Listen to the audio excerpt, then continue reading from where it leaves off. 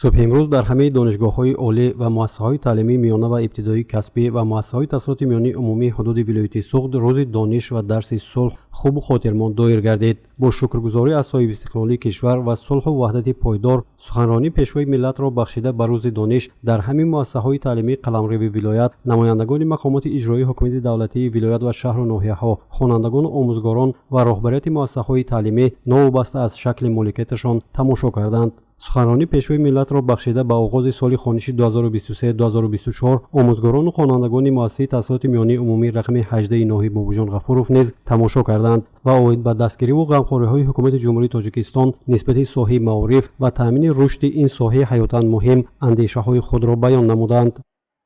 امروز در مؤسسه ما بخشیده به روز دانش جمع آمد تنتنوی با اشتراک سابقه‌داران مهنت و نمایندگان از مقامات اجرایی حکومت دولتی ناهید بابوجان غفوروف گذرانیده شد و حکم عنعنه در آمده است که هر سال بخشیده به روز دانش تمام خوانندگان و کل آموزگاران مؤسسه پیام اساسگذار صلح و وحدت ملی پیشوای ملت محترم امام علی رحمان را گوش میکنیم و تماشا میکنیم.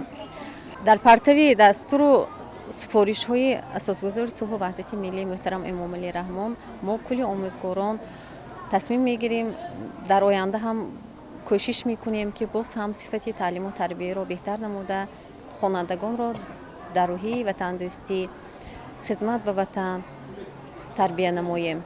در مؤسسه ما تعلیم و تربیه با سه زبان با زبان تاجیکی، روسی و ازبکی به راه مانده شده است.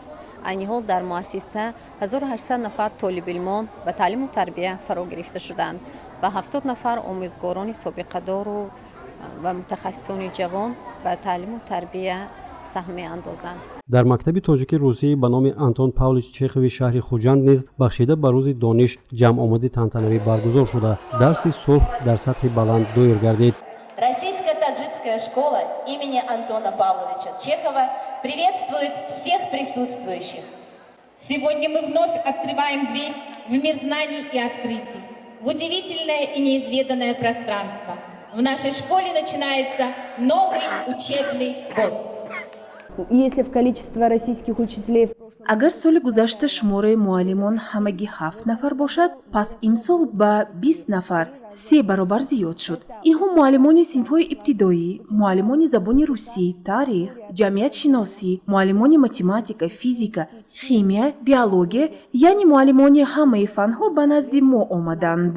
учителя из Российской Федерации. جایز به ذکر است که برای بهتر نمودن صفت تعلیم و تربیه در مؤسسه مذکور آموزگاران تاجیک و روس یکجا فعالیت داشته در سال خوانشی نو برای بلند برداشتن سطح و صفت تحصیلات 19 نفر دیگر آموزگاران از فدراسیای روسیه جلب کرده شدند.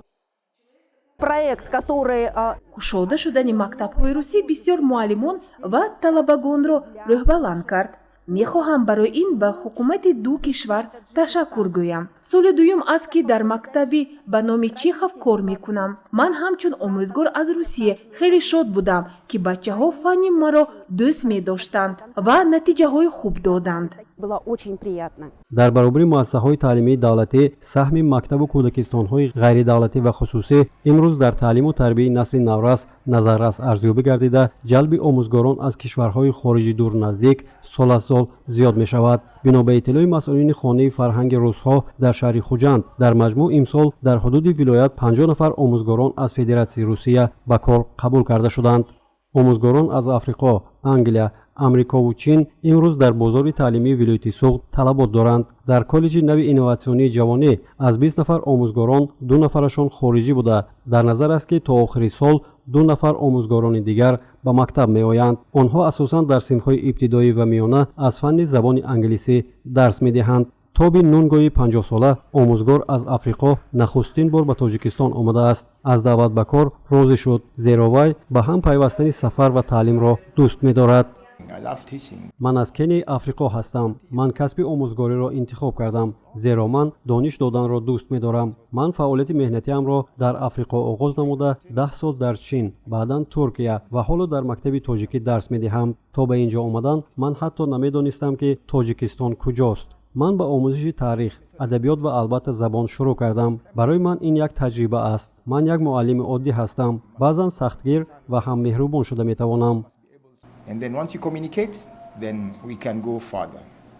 لئو مولکوین از بریتانی کبیر 8 سال باز در مکتب‌های خصوصی تاجیکستان در دوشنبه و ولایت سوغد درس می‌گوید. بنا به گفته او کودکان در همه کشورها یخ‌خیل‌اند. تنها در تعلیم از اصول جالب استفاده بردن لازم است. Genuinely depends on the level I'm teaching. پرینسیپ تعلیمی من این است که اگر من با صنف‌های ابتدایی کار کنم، پس در درس‌ها من اصلا رسم‌ها و رنگ‌ها را استفاده می‌برم. اگر کودک کلانتر باشد، پس این کار با غنی‌سازی ذخیره لغت در زبان انگلیسی است. من در آمریکای شمالی، چین و اروپا بودم. در همه جا کودکان یخ‌خیل‌اند. مهم آن است که به آنها کمک رسانیم تا آنها خواهش آموزش زبان انگلیسی را داشته باشند. It's the same the world over. شماره دقیق آموزگاران از کشورهای اروپا، چین و آفریقا معلوم نیست، زیرا اساساً آنها در مکتب‌های خصوصی ولایت سوغد درس می‌گویند. اما توجه رهبران مکتب‌های خصوصی و والدان به جلب آموزگاران از خارج کشور سال از سال می‌افزاید. در مؤسسه تحصیلات میانی عمومی رقم 18 ناهی باباجان غفورov باشد، از حساب جلب آموزگاران محلی نارسایی کادری وجود ندارد. در این مؤسسه نیز تعلیم با 3 زبان تاجیکی، روسی و ازبکی راه اندازی شده است. ماموریت مکتب برای فراگیری خوانندگان صنف‌های تاجیکی، روسی و ازبکی شرایط یکخیله فراهم آورده. روند تعلیم با هر 3 زبان خوب به راه مانده شده است.